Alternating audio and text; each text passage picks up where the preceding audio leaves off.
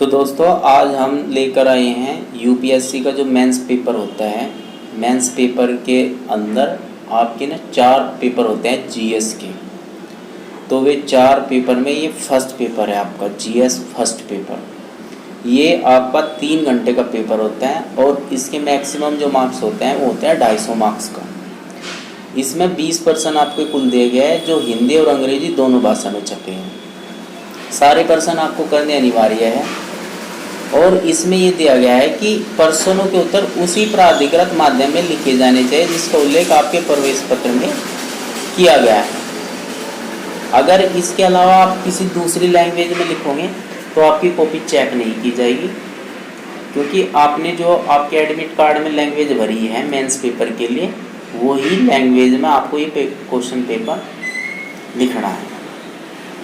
इसमें स्पष्ट तौर से दिया गया है कि उत्तर सह पुस्तिका के मुख्य प्रश्न पर निर्दिष्ट स्थान पर किया जाना चाहिए। प्राधिकृत माध्यम के अतिरिक्त अन्य किसी भी माध्यम में लिखे गए उत्तर पर कोई अंक नहीं आपको दिए जाएंगे। फिर इसमें इंस्ट्रक्शन दिया गया है कि प्रश्न संख्या 1 से लेकर 10 तक आपको जो इसके उत्तर देने हैं वो आपको देने हैं 150 शब्दों में और प्रश्न नंबर 11 से 20 तक देने हैं आपको 250 शब्दों में। ओके, तो 5-7 क्वेश्चन 5-7 वर्ड ऊपर नीचे हो सकता है, लेकिन ज़्यादा फर्क नहीं होना चाहिए। जैसे 150 दिया है, 150 में 150 से कुछ थोड़े बहुत ज़्यादा भी हो ये थोड़ा कम हो, इतना चल सकता है। 5-10 अंक, इससे ज़्यादा नहीं। तो हिंदी और इंग्लिश दोनों उसमें ये पेपर आता है। तो मैं आपको बताता हूँ कि इसमें आपके कौन कौन से सब्जेक्ट आते हैं फर्स्ट पेपर में। तो फर्स्ट पेपर में आपके क्या आता है, तो हिस्ट्री आती है। हिस्ट्री में क्या है आपकी एनिसेंट हिस्ट्री, मिडिवल हिस्ट्री और मॉडर्न हिस्ट्री और वर्ल्ड हिस्ट्री। एक ज्योग्राफी आती है इसमें, इंडियन ज्योग्राफी और वर्ल्ड की ज्योग्राफी। और एक इसमें आता है पॉलिटी से भी क्वेश्चन आते हैं। और इसमें आता है आपका समाजशास्त्र आता है। तो ये 4-5 सब्जेक्ट होते हैं जिनके क्वेश्चन इसमें आते हैं। तो फर्स्ट जो क्वेश्चन है उसमें पूछा है कि ऋग्वैदिक से उत्तर वैदिक काल तक सामाजिक और आर्थिक क्षेत्र में घटित परिवर्तनों को रेखांकित कीजिए। तो ये सवाल जो आपका है ये है आपका एनिसेंट हिस्ट्री से।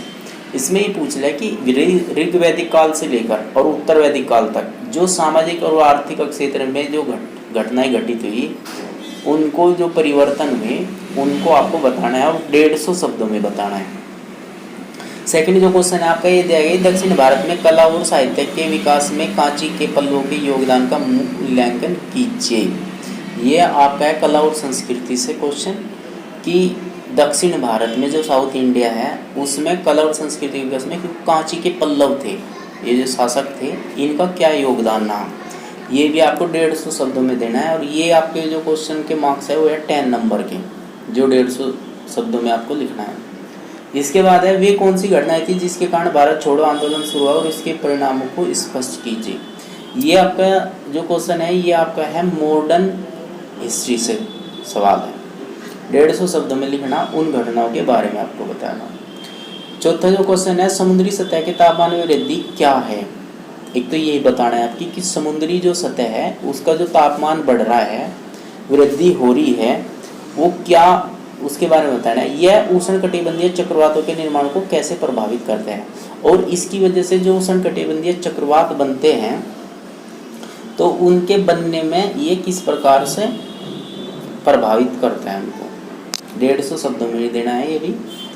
इसके बाद जो क्वेश्चन 5 है वह है छोटे शहरों की तुलना में बड़े शहर अधिक प्रवासियों को क्यों आकर्षित करते हैं। विकासशील देशों की स्थितियों के आलोक में इसकी विवेचना करनी है।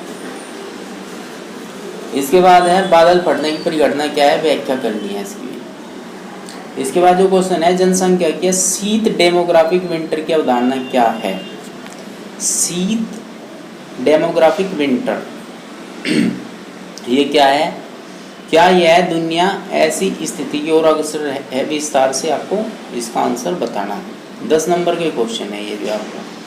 इसके बाद है लैंगिक समानता, लैंगिक निष्पक्षता और महिला सशक्तिकरण के बीच अंतर को स्पष्ट आपको करना है। कार्यक्रम की परिकल्पना और कार्यान्वयन में लैंगिक सरोकारों को ध्यान में रखना क्यों महत्वपूर्ण हो जाता है।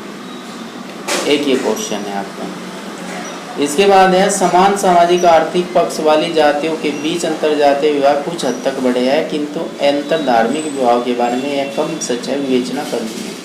ये कहता है कि जो अंतर जातीय विवाह, जैसे हिंदू धर्म के अंदर बहुत सारी जातियाँ हैं, तो उसमें तो शादियाँ हो रही है अपना, बट क्या है ना, अंतर धार्मिक विवाह यानी कि दूसरे धर्म के लोग आपस में शादियाँ कम कर रहे हैं, इसका क्या कारण है, इसके बारे में आपको बताना है, विवेचना करनी है। क्वेश्चन नंबर 10 है विकास के सामाजिक आर्थिक मुद्दों से निपटने में सरकार, गैर सरकारी संगठनों और निजी क्षेत्रों के बीच किस प्रकार का सहयोग सर्वाधिक उपयोगी होगा। ये सवाल है कि जैसे 3 संगठन होते हैं, एक तो गवर्नमेंट होती है और एक आपके होते हैं गैर सरकारी संगठन जो सरकारी नहीं है, और एक होता है पूरी तरह से प्राइवेट संगठन।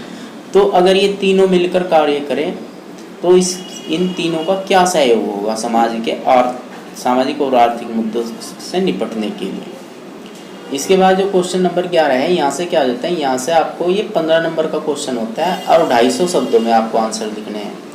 तो इसमें क्या रहा है कि हालांकि महान चोल शासक अभी भी मौजूद नहीं है, लेकिन उनकी कला और वास्तुकला के क्षेत्र में उत्कृष्ट उपलब्धियों के कारण उन्हें अभी भी बहुत गर्व से याद किया जाता है। जो चोल शासक है, आपका हिस्ट्री से क्वेश्चन हो गया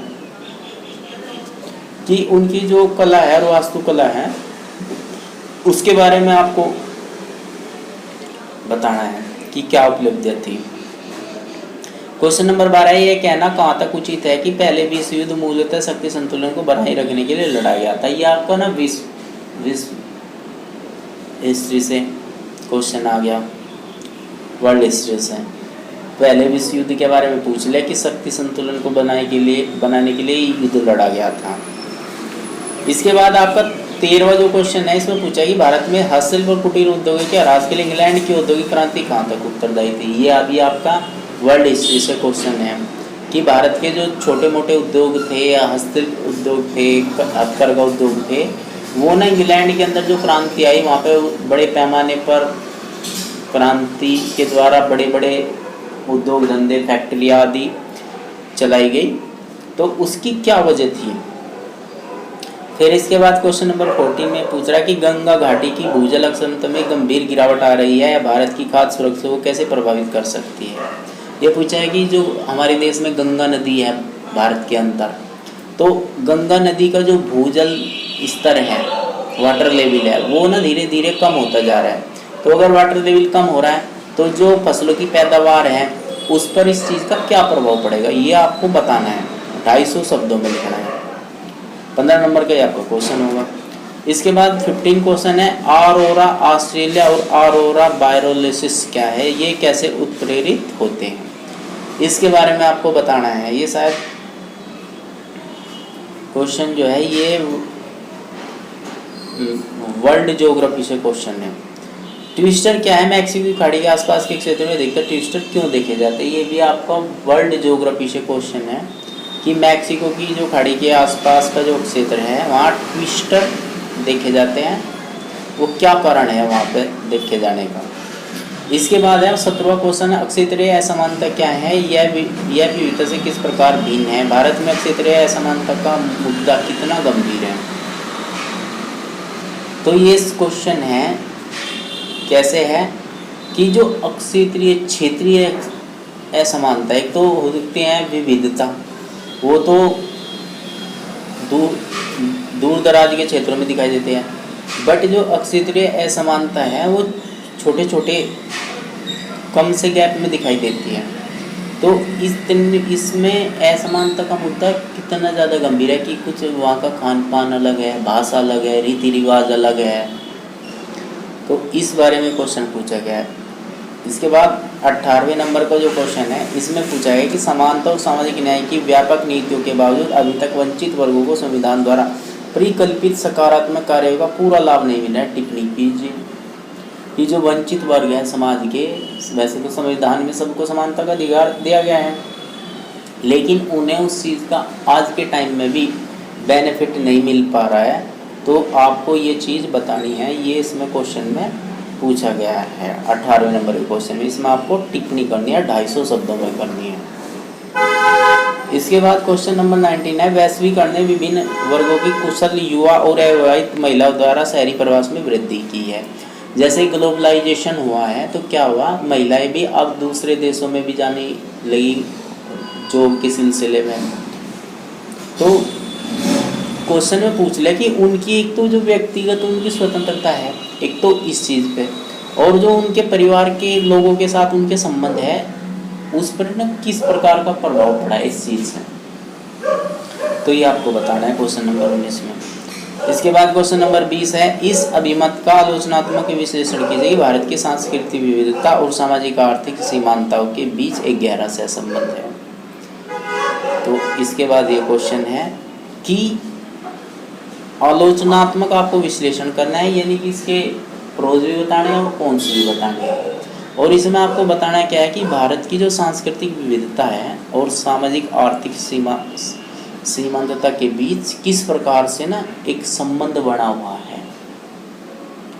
20वें क्वेश्चन में ये आपसे पूछा है, ये समाजशास्त्र से आपका सवाल है।